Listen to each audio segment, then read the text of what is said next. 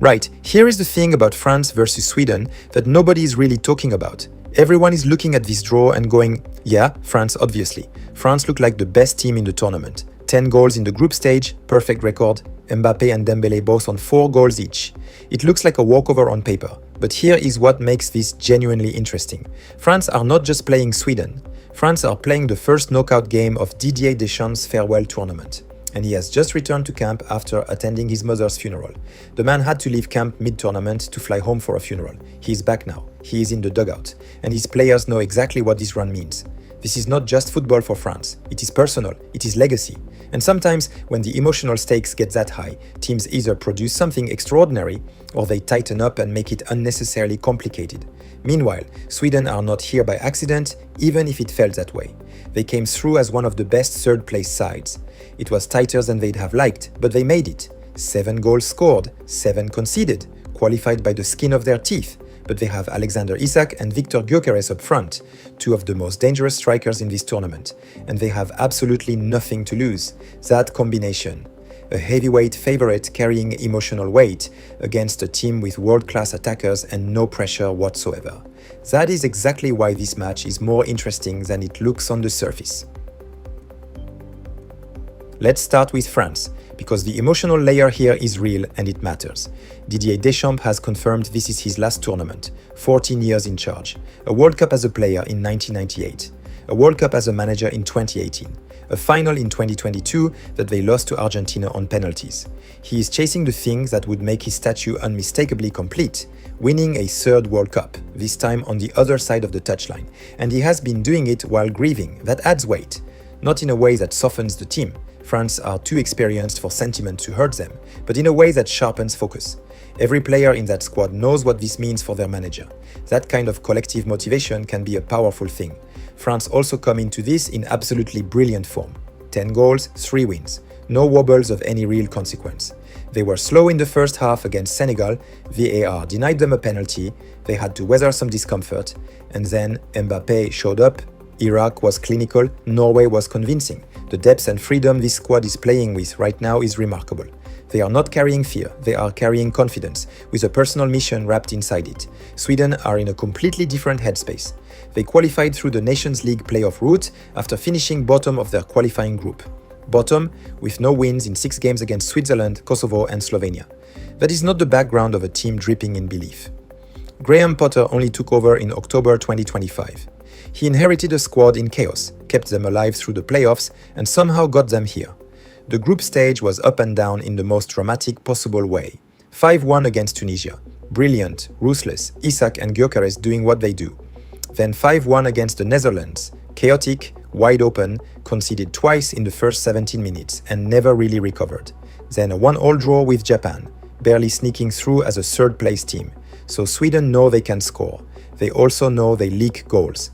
Their last clean sheet came in a friendly against Hungary back in the summer of 2025.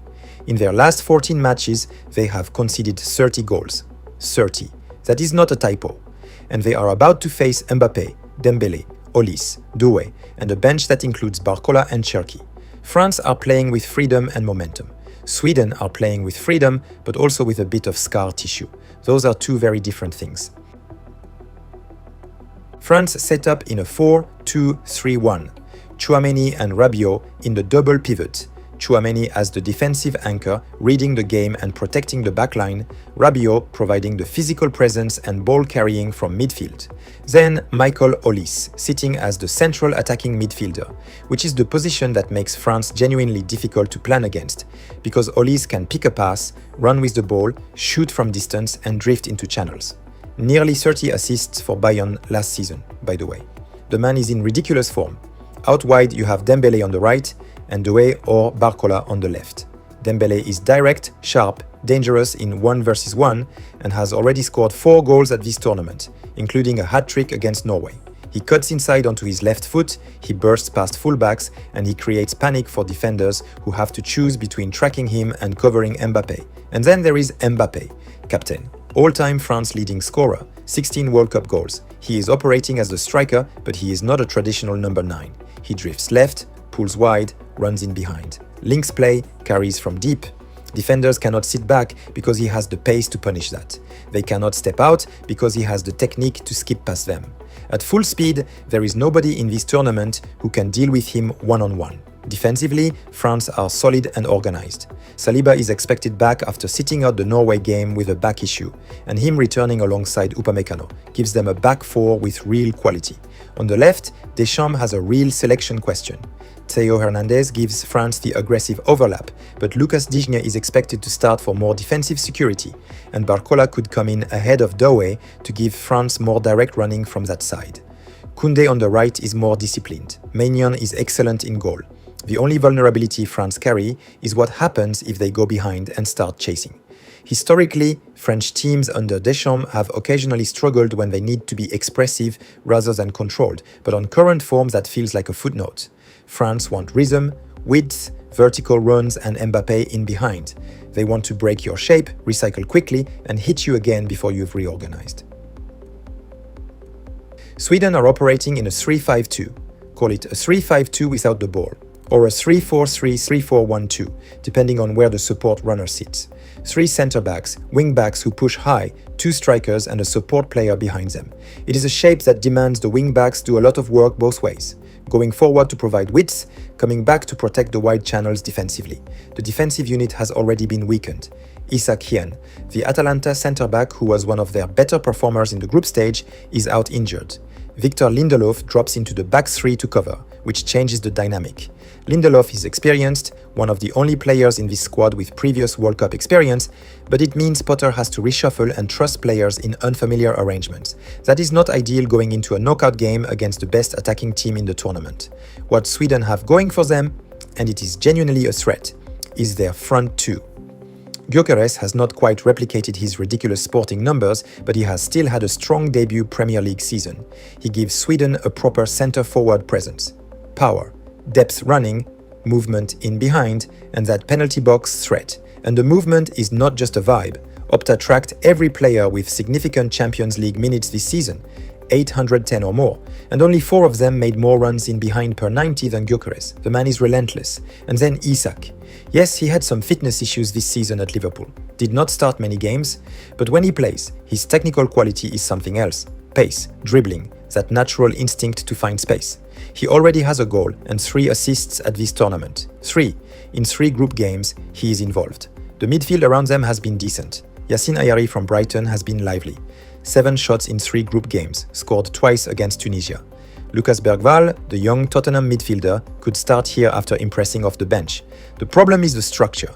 When Sweden face a team that presses high and transitions quickly, the space behind those wingbacks becomes a gaping problem. That 5-1 against the Netherlands was not a fluke. The Dutch found those channels repeatedly. France are faster, sharper and have Mbappé. Sweden will be vulnerable. Sweden want quick transitions. Isak and Gyökeres in behind the French defense, and chaos. Controlled chaos if Potter has anything to say about it, but chaos nonetheless. Right, here is the core of it. France want rhythm, possession and relentless pressure through the wide areas. Sweden want to absorb, disrupt, counter and isolate their 2 world-class strikers against a French backline. France have not been tested consistently by a front 2 with this kind of pace, power and movement. France have the tools to win this match. Sweden have the tools to make it genuinely uncomfortable. The key tension is this. France's fullbacks, particularly Hernandez on the left, push high and aggressive.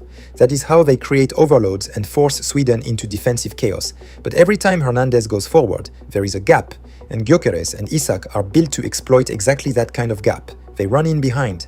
That is their entire threat model. So you get this fascinating duel where the best version of France, attacking, vertical, expansive, creates the most space for the best version of Sweden. If France dominate possession and keep the tempo relentless, Sweden never get the ball long enough to hurt them. But the moment France give the ball away cheaply in a poor position, you are looking at a 2 versus 2. Mbappé nowhere near it. And 2 of the Premier League's most dangerous strikers running at Upamecano and Saliba. France want rhythm. Sweden want friction. France want the match played at 10 out of 10 tempo, so Sweden are constantly defending. Sweden want France to slow down, to think too much, to pass sideways, to let the game breathe, because that is when they can hurt you.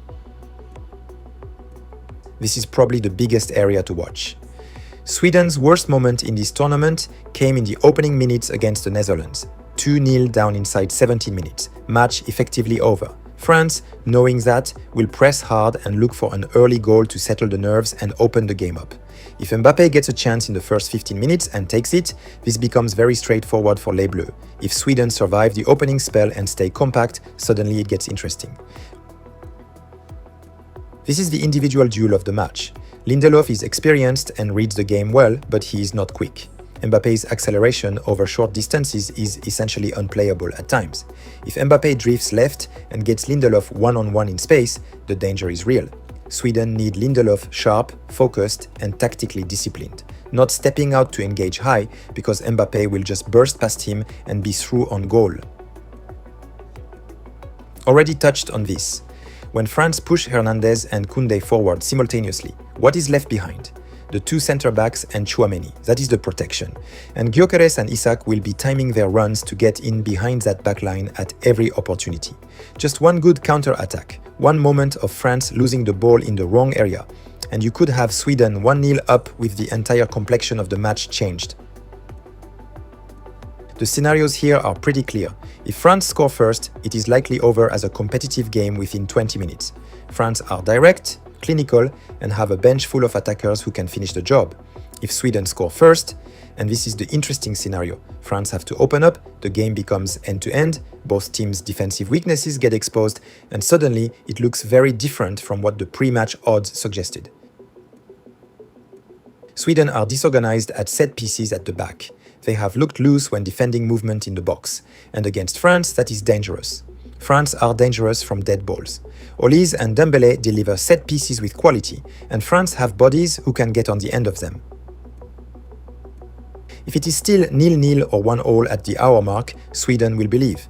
Their physical condition is probably fine, they have not had particularly draining games, and Gyökeres has the stamina and work rate to run for 90 minutes.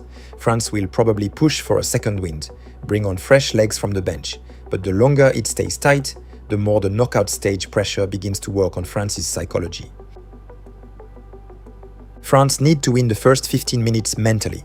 Not necessarily score in the first 15 minutes, though that would be ideal, but control the game, dominate the ball, and make Sweden spend energy defending, rather than thinking about Gyökeres and Isak in behind. Dembélé on the right flank needs to be direct from minute one, not playing it safe, not recycling. Running at Sweden's left wing back, forcing them wide, creating overload situations with Olise inside. Sweden's left side, with Bernhardsson as the wing-back, is the weaker defensive side of their shape. That is where France should be targeting. Tchouaméni has to be sharp in transitions. The moment France lose the ball, the response time to get back into shape is critical. Sweden will counter through the middle and the wide channels, and if Tchouaméni does not track the second ball quickly, Isak and Gyökeres get chances in open space. France won the group stage without being genuinely tested on the counter. Sweden are the first team in this tournament with the quality to test them properly. Mbappé needs to be patient early. If he chases the ball too eagerly in the first half hour and loses it in his own half, that is a mistake. France need to use the ball properly, build pressure, and let Mbappé receive the ball in positions where he can face up and run. Give him the ball with his back to goal in a tight space against a defender, and you are wasting the weapon. Give him 10 meters of space to run into, and it is over. And critically, they need to play fast, but not rushed. There is a difference. Fast football is dangerous. Rushed football is just giving the ball away with enthusiasm. What Sweden must do to win Sweden's best chance is staying compact and boring for 45 minutes. That sounds counterintuitive given they have two elite strikers, but hear me out. If Potter's side can absorb the first half, stay organized, keep France at 0, and go in level at half-time, they will have turned this into the kind of pressure game France do not want. France can still be tested from dead balls, and Sweden will see set pieces as one of the few ways to change the rhythm of the match. The wing-backs, Gudmundsson and Bernhardsson, have to be disciplined. Not just running forward to create chances, but tracking Hernandez or Digne on one side, and Koundé on the other when France push high. If those wide channels open up in the first 15 minutes and Sweden surrenders them without a fight, the back three will be overwhelmed. Gyökeres must make himself a problem. Even if Sweden are sitting deep, Gyökeres needs to be the outlet ball. Hold it up, bring the midfield into play. force Saliba and Upamecano to step out and engage physically. Gyökeres' ability to do that, his back-to-goal game was praised by Potter specifically after the Japan match, is Sweden's best way to get out of their own half and into attacking positions. Isak has to be lethal with his moments. He probably gets 3 or 4 genuine opportunities in this game, not 20, 3 or 4. His decision-making in those moments will decide the match. The solo run against Norway in the pre-tournament friendly, the goal that reminded everyone why he is world-class, that is the version Sweden need. Not the one who drifted through the Japan game without much impact, but the one who waits, times his run, and finishes with ice in his veins. And Sweden must not panic after conceding. They have already shown they can respond to setbacks. Against Japan, they went behind and Elanga dragged them level with a superb strike. Against the Netherlands, even in a 5-1 defeat, they kept trying to play. That matters. There is resilience in this squad. But against France, they cannot afford that same chaos. If they concede the first goal, the instinct will be to open up and chase, which is exactly what France want. Potter needs to hold them together and remind them that 1 goal down is not the same as finished.